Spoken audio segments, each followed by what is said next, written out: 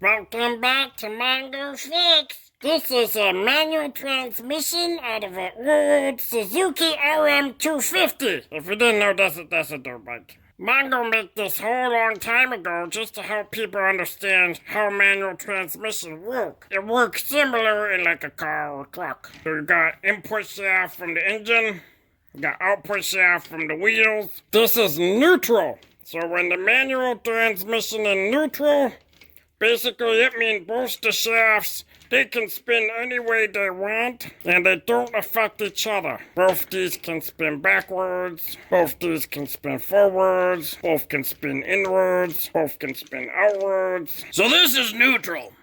Basically, the engine's running, so it spins the input shaft, but there's no torque being transferred to the rear wheels here. This is where you can push the car, right? You can push the car or the dirt bike.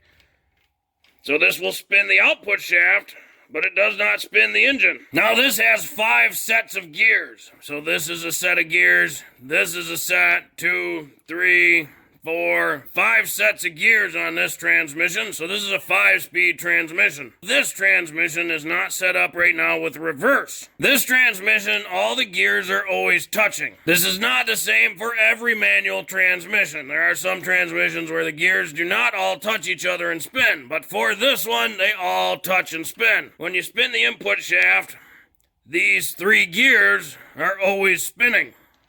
They are splined to the input shaft, but these 2 here are not splined to the input shaft. On the output shaft, only 2 gears spin. These 2 gears are splined to this output shaft. You'll have to check out the other video from Mongo Fix on how to actually engage, disengage, operate the clutch, and drive a manual transmission vehicle. For basics, just think the engine spins this one, this spins the wheels. So you'll notice this is a very big, very large gear. Lots of teeth on it. This is a very small gear with only a couple teeth on it. If you wanted, you could go through and count them so we could mark a tooth, call that tooth 1, and then we'll spin the shaft and count all the teeth. So, 1, 2, 3, 4, 5, 6, 7, 8, 9, 10, 11, 12, 13, 14. And we already counted that once, so there's 13 teeth on this gear, this tiny one. And we can do the same for this one. 28 teeth on this gear. So that's 13 to 28. That is actually our gear ratio. Basically, it's the 28 divided by 13. So the first gear on a manual transmission or an automatic, really all of them, is a really low gear ratio.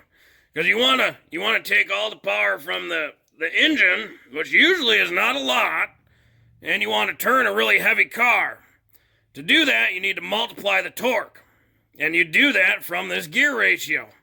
Basically, to get this output shaft to rotate 1 time, this input shaft needs to rotate lots of times. So, for example, if we were to put a mark on our input shaft, and a lot harder to see on here, but we'll put a mark on the output sprocket, and now we'll count the rotations of the output shaft and the input. So we're going to do the output shaft to go around once. We're also going to select first gear. And we do that by moving this shift fork, which moves this gear into here. Now, these turn together. And you'll notice there's kind of a little slop in there. And that's because these 2 teeth that select, there's play in them. So our input shaft is up. Our output shaft is up. Let's count the rotations. That's 1.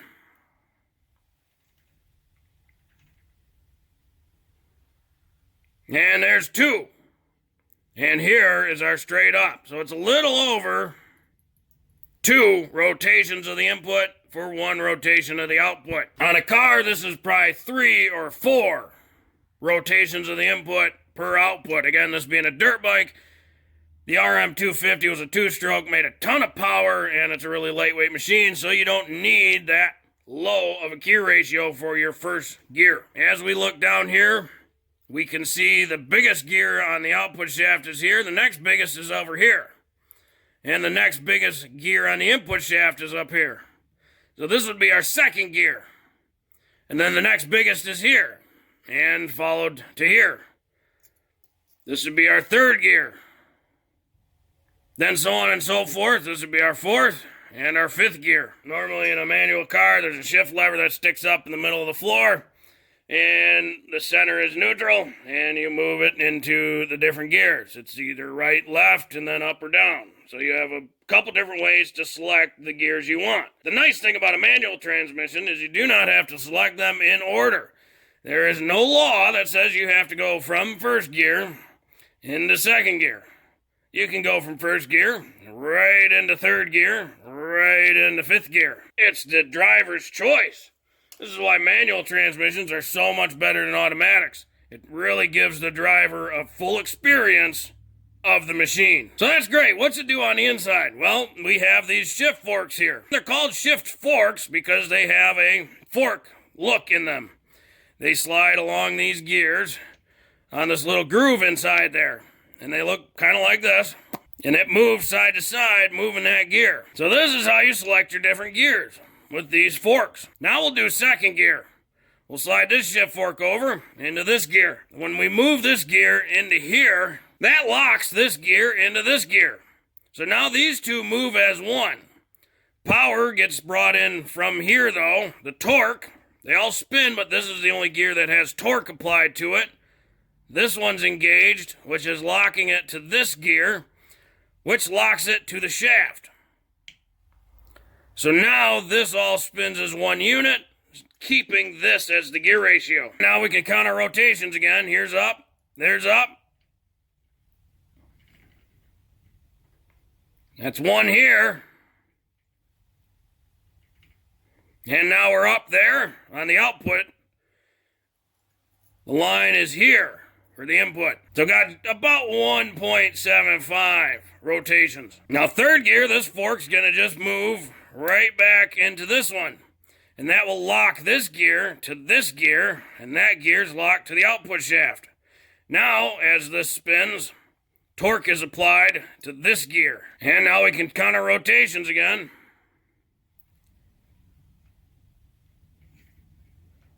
That's one rotation on the input shaft. And there is top for the output. The input shaft is right over here. On the other side, just about almost 1.5 rotations. And now we're going to go into fourth gear, so we have to shift this fork. Get it? Shift fork over into there. So now this gear, which is splined, is connected to this gear. So now these two gears move as one. This gear is already splined to the output shaft, so it's just going to continue transferring the torque. Our marks are up. Let's count them.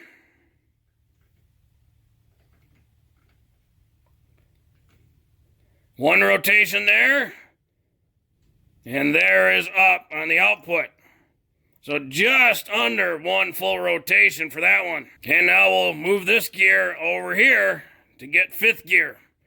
Now this gear, which is splined to the input shaft, is connected to this one, which is not splined. So these move as one now, and this gear here, which is already splined to the output shaft, it will move with the output shaft. Let's count our rotations.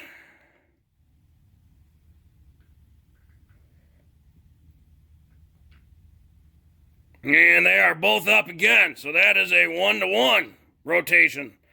So that gear is one input rotation is equal to one output rotation. Different than your cars for gear ratios, but similar concept as far as shift forks and how it actually moves the gears into the different selectors. Just a neat way to show a manual transmission gears and how the different gears are shifted and selected to obtain the different gear ratios and torque requirements for the engine. Well, hopefully this video will help you if you ever wanted to know how manual transmission worked on the inside. If you like this video, be sure to like this video. If you like this video and other videos from Mongo Fix, be sure to subscribe. Mongo always working on all sorts of stuff. Mongo, thank you.